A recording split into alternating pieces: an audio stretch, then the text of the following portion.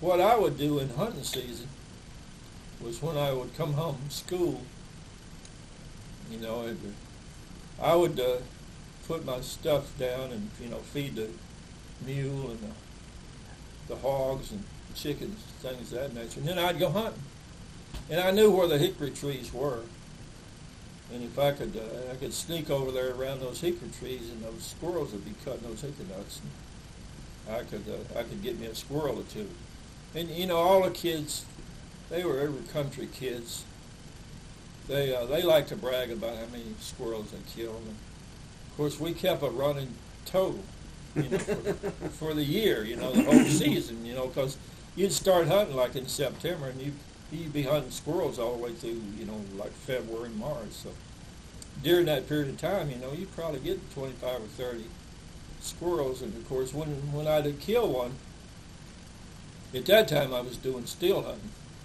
And what I mean by steel hunting, I mean you just go find yourself a hickory tree or whatever, and you would get yourself all situated up underneath that tree, and then you'd be quiet for a while, and the squirrels would come out and start cutting those hickory nuts, and that's when you'd kill them. You know, we wouldn't hunt. Most of the time when my dad went hunting, we'd go hunting with dogs. But and you were using that cheap ammo, right? Yeah. And we would go, and I would kill a squirrel or two, and then I'd come home and we'd clean it. I would, you know. I'd be hunting by myself. And my brother he didn't care for that sort of thing. And I'd clean it and then get it all washed up. My mom at that time, she was still able to do a little stuff, and she would cook it up. We'd have it for breakfast. You know, she'd cook that squirrels or rabbits or whatever we killed, and she'd make gravy and some biscuits, and that would be a pretty good meal as far as we were concerned. It would be something different, you know. Otherwise, you just get the gravy and biscuits. So that was kind of an experience that I went through, and enjoyed that up until, of course, when my mom got sick. I wasn't able to do any hunting after that. And when I left home, I left that gun there because, you know, I couldn't take the gun with me. I didn't have anything else to take with me, as a matter of fact. And I really don't know what happened to it. I know my dad, he moved around a bit after that. He probably sold it or gave it away or something. But I always remember that little 22, and I really had got pretty good at it, because when you get hunting squirrels with a 22 rifle, you can't be wasting too much ammunition, because, you know, a box of ammunition costs $3. And, you know, I didn't have the $3 for the ammunition, so we'd, you know, try to make every shot count. But those were some of the things we did, hunting and fishing and all that. That was part of the life when we lived in the country. Like I say, we didn't have television, you know, and part of that time we didn't even have electricity. And we would just, when I wasn't hunting, I'd be gathering firewood, you know, because it'd be getting cold over in the wintertime. You have to make sure you got enough firewood in, build a fire in the mornings, and get up, do your chores, and go off to school. That was it was a hard life, but you didn't know any better. You know, you thought everybody, you know, all the people I knew, they were basically had about the same life. You know, wood burning fireplaces, and not a lot of extra stuff, no televisions. Some of them might have a radio or something like that, but everything else was kind of hand-me-down, anything you could come up with. But we kind of enjoyed that. After I left home, I never went hunting much after that. You know, I just lived in the city like we did when I moved to Chicago. There was no place to hunt, and you know, by the time I got where I could afford to hunt, I had a family to raise, and you know, I was trying to work, accumulate as much money as I could. Work two jobs. Hard to hunt. Going to school, doing whatever I had to do, and just never done any hunting at all, and lost all interest, and I didn't even like to fish. Now, after, you know, my wife and I got married, she loved to go fishing, and sometimes we would go down to Kentucky and go fishing with Uncle Phil. And he would always, and my wife loved that, always loved to go fishing, and we'd go to Kentucky Lake, go fishing Kentucky Lake. And I remember one time my wife and I went to the Bahamas, and she wanted to go deep sea fishing. And of course I had never been on a boat, didn't know much about it, but because she wanted to go, I really didn't want to go fishing. But they had a charter there. You could go down and you could sign up, and they'd take you out and you'd fish all day, for a fee. And they provided the bait and the tackle and all that. And she wanted to do that and said, okay. So we went down to the dock, and the boat was there, and we were getting ready to go, and there was a guy he had some kind of a push cart, and he was selling beans and rice. And I was still kind of hungry, so I went over and got me a plate of that beans and rice. And one of the guys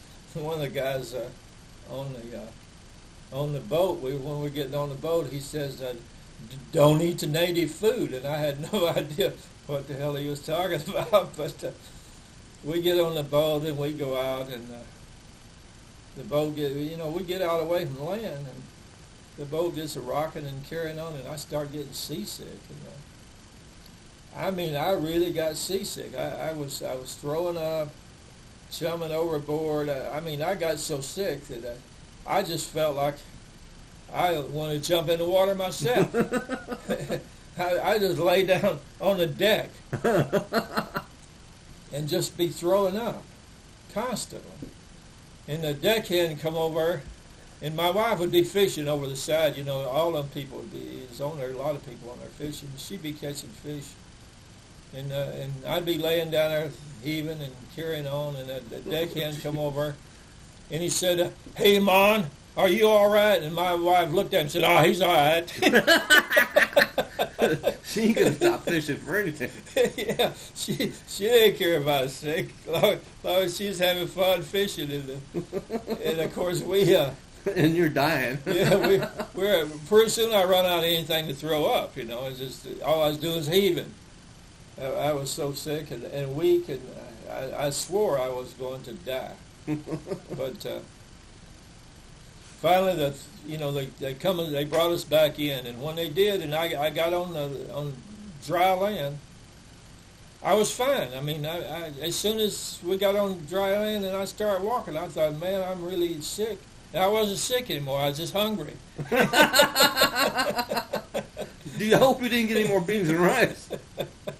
But that was the experience that I had, and from that day on, I had opportunities to go out on boats and stuff, but I wouldn't go out on a boat because that put so much fear in me that I was afraid to go out and do any riding in a boat or anything like that, because I got seasick, and it just left such a terrible impression that I never wanted to duplicate that. I promise you that.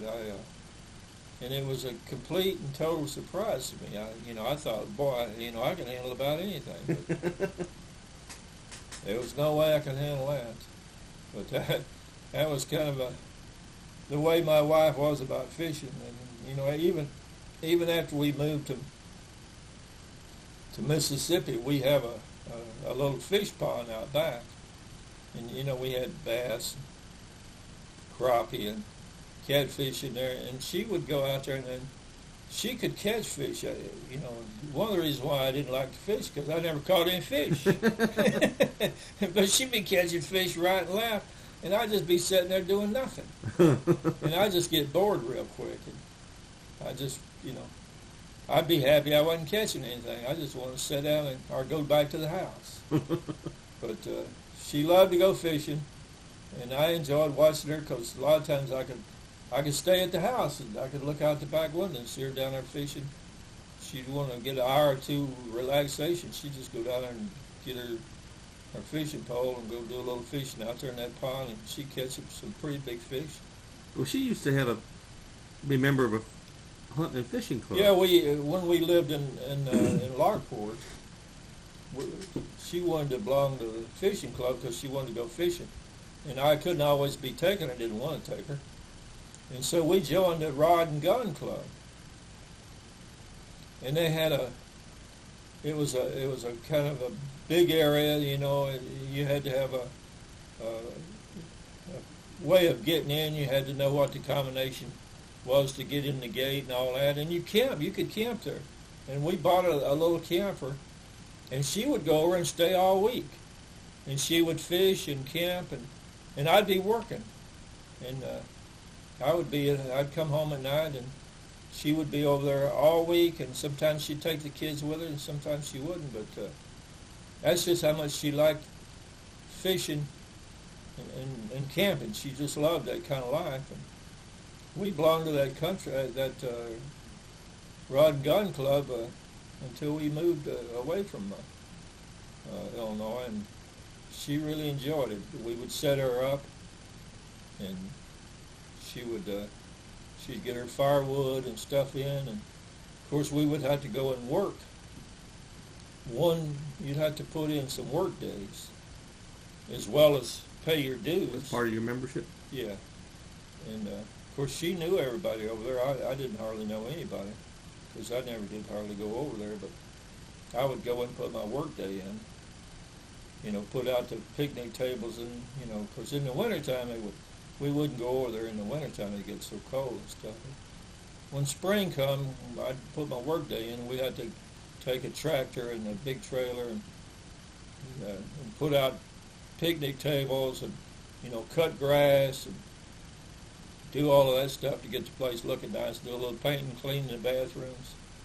And I would always do my share of that so she could fish and put her time in over there, and she really enjoyed that. And I enjoyed, you know, having her be able to do that, because by belonging to that club, I didn't have to take her fishing. I bet she'd like to see the pond the way it is now. Oh yeah. We got the pond redone after she passed away. It's a lot more water in the pond now than it used to be, and I just haven't got it stocked good. But you know, I'm still working on it. I got some fish in the pond, but I got to get some more put in there, all just in her memory, because I know she would love it, and she liked to take kids and let them fish and carry on down there. But that's kind of the way it was when I was a kid, living in the country in Alabama, and some when I was in Illinois as well. Thank you. Thank you.